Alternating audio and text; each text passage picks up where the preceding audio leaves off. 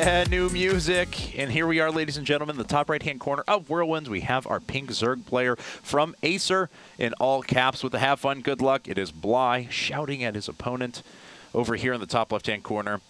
It is FXO.Choya, our blue Protoss player, the captain of, captain and coach, I guess, if you want to call it that, of FXO, and a very strong player himself. Yep. Here we are on Whirlwind, which is the biggest map in our map pool. You can see all the bases everywhere. All spawns are possible on this map.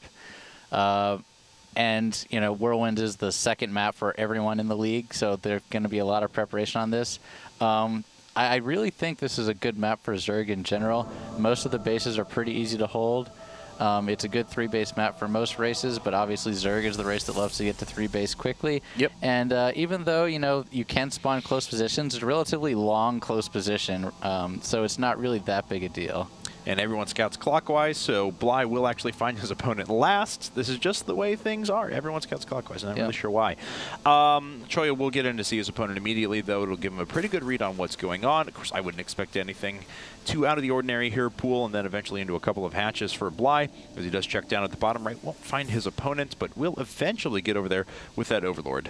Yeah, and I'd expect to see, oh wow, I think I was expecting Hatch first on this map, but I guess because the probe got there first, he decided he didn't even want to go for it, so it's just going to be a pool first. Going to guess into at least 2 base for Bly, and it looks like Choya is actually just going to go with 17 Nexus. Not really very much of a risk on this map or most maps in standard, you know, in general, but, you know, it's pretty safe at this point with the map being so large. But, of course, Bly should be able to feel very secure about taking additional bases without that much harassment, because right now Choya does need his forge. He does need his cannon up as soon as possible. What? All right. Okay, Bly wanted to block that off for a while. So he's trying to, oh wow, and he's going to, so he's actually going to block the wall. Bly is going to go for some sort of really aggressive build. Yeah, 6 lings coming out, and I'm guessing he's going to follow up with quite a few more lings. He's getting gas as well, so we're going to see a pretty quick Zergling speed as a follow-up. This could actually do quite a bit of damage because you really can't kill the hatchery without pulling a significant amount of probes. You see he's already pulled probes. Oh, only 2 so far, so he looks like he's actually going to let the hatchery finish. Okay, so starting in game number 1, it's a little bit ridiculous. More lings following this up as gas is just about done now. Troy's going to make his way in. He hasn't seen the gas quite yet, so that could actually cause him a lot of problems later on. And he may be able to suspect it because of the aggressive opening from Bly, but he doesn't have it confirmed. Yeah, and we'll see if these lings can actually kill one of the cannons before they finish. Obviously, Choya sees that there's no expansion, so he knows that some sort of aggressive build, if not all-in, is coming. But it's going to be interesting to see what Bly decides to target here. Oh, wow, great block by Choya so they can't get in. And I'm guessing that Bly is going to want to cancel that hatchery, as it really, this kind of build has failed at this point. I thought he was going to cancel it immediately and try and run the lings through the space that it had opened, but I guess I was way off base, and unfortunately, he doesn't make his way in there, and Choya holds really, really easily with Bly at a huge deficit. A lot of times, Cats is famous for doing that kind of build where you build the hatchery and then cancel, build an evolution chamber so that there's more space for the lings to get in, and Protoss still can't wall. Right. But Bly just decided, the other way people do it is sometimes they let the hatchery finish and then build a queen there and then start putting creep tumors so that Protoss can't wall that way as well. But neither are actually happening there because of a great block by Choya. All right. Well, gas was done, but never really taken advantage of, so he didn't use it for an extractor trick. He didn't use it for anything. And Choya is going to take a hidden 3rd base down in the bottom left-hand corner. He knows his opponent is going to be able to put on almost no pressure. If he decides to go all in, he's still going to have enough because of the normal build time of the Gateway and eventually the Cybernetics Core afterwards that he'd have about the same defense, so why not try? That has almost no chance of being spotted. Actually, Bly taking a little bit of an unconventional 3rd base as well. That's where a 4th would usually go in these positions, but he's just like, you know, we got hidden bases everywhere. All right, so what started as a crazy game will continue to be a crazy game, albeit with about a 2-minute hold for while economy gets put in place. So. And actually, I think Choya sent a probe over to that 3rd base of Bly, but I don't think he actually, he didn't see it. I guess he's going to suspect that it's there because the lings killed it so close to that, but he might actually not know. Sending out another scout probe now. We'll see if that one is going to find it or not. And looks like he's going just around the range of this Zergling. No, the Zergling does catch a glimpse of it if he's paying attention. But Bly did not see it. He's not, he sent send more Lings out, but I think that probe is going to get the information. So, but it is important because Bly is now going to think that he's ahead, and he has not really sent any scouts to try to find any third base of Choya. So Choya's third base looks to be relatively safe for now, especially because all he can produce is Zerglings, and cannons can hold that off relatively easily on a hidden third. +1 weapons is coming up as well, so Choya could decide to put up a little bit of aggression after this. Of course, he's only making probes with this base down here at the bottom, so it's going to be a while before this really becomes saturated and really starts to turn a profit. But it's going to get to that point not too long from now. He also has a pylon down there, so he can warp in or keep this a bit more defended as well. Can we check how many gas Bly has? Because that was actually a pretty quick lair. He didn't drone up a lot before going to lair tech. Very low draw count in general, and only 1 gas right now? 2 gas. 2 gas in the main.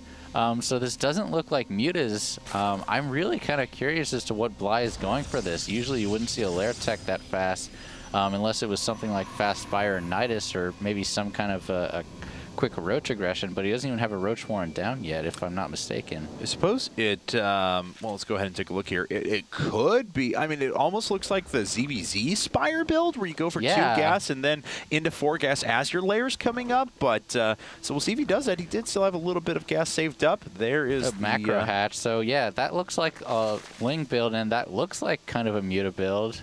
Oh, Hydras. Interesting. So he thinks that he's going to try to bust a 2-base Protoss with Ling Hydra, which is a pretty good build if there's no Colossus. But because Choya has this third base, he's going to have the economy where he'll actually be able to hold this off pretty easily, I imagine. His gas income is just so good at the moment. And he's also proxied his Troy-like Council down there, so he's hiding tech at the same time. With a Photon Cannon in the line, he is actually looking great. So Choya now with plenty of gas, he's not just going to be able to make sentries. So yeah, he can still through this put all of his upgrades in place and decide to go up to a robotics bay pretty quickly. Yeah, he's going robo. He's going to be using the Warp Prism. Now I'm curious if he's going to load sentries and do kind of a sentry drop that we've seen many, many times in PvZ into Choya's, or excuse me, into Bly's main base. But I really don't know if Bly's going to be able to get a lot done with this Hydra bust, especially. Whoa.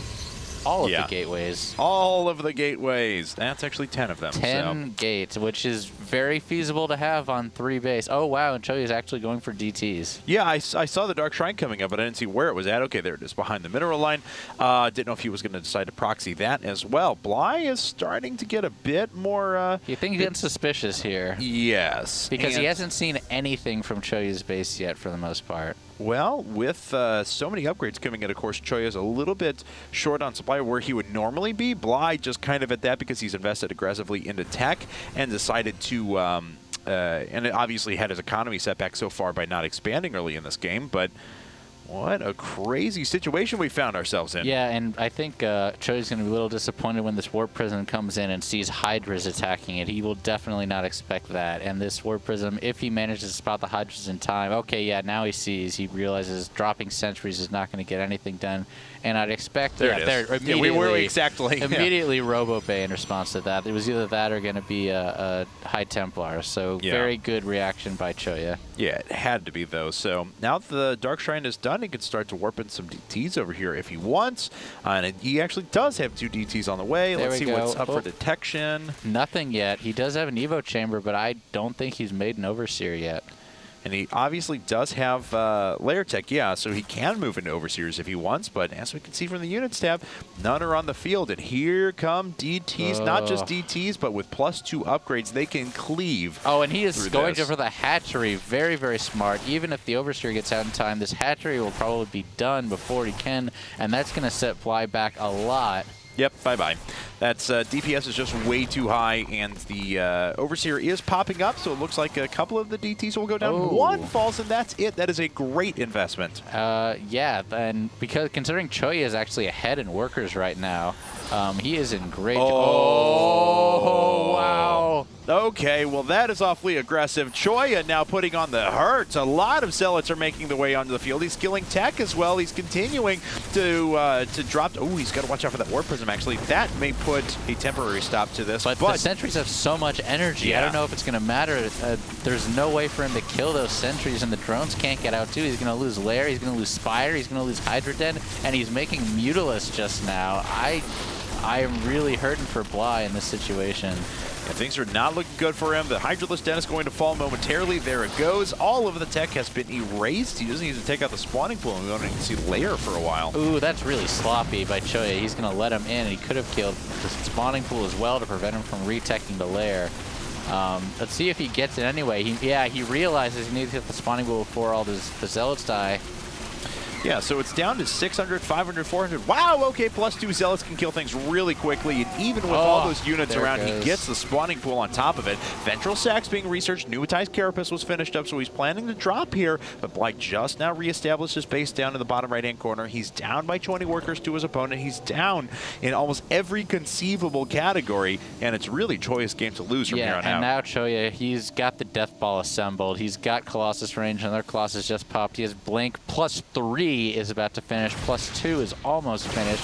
Choya working on a 4th base. This is a very, very scary moment for Bly. That's right. With this many Blink Stalkers as well, even the Hydras here are going to fall pretty quickly to this, and with 2 Colossi, that is an enormous anti-Hydralisk force starting to barrel down. So here he comes right now trying to engage. Bly moves to the back just a bit. Oh, cuts off a few forces with force fields. It allows him to take out the Mutalisks before anything else gets through, and these Colossi will just annihilate this force of Hydralisks. Yeah, it looks like it's the beta we're watching. Hydras do absolutely nothing to Colossus, much less +3 Colossus without mass armor upgrades, and there it is, GG. Woo, and Choya takes an incredibly convincing game number 1. Everything from defending against that hatchery block at the beginning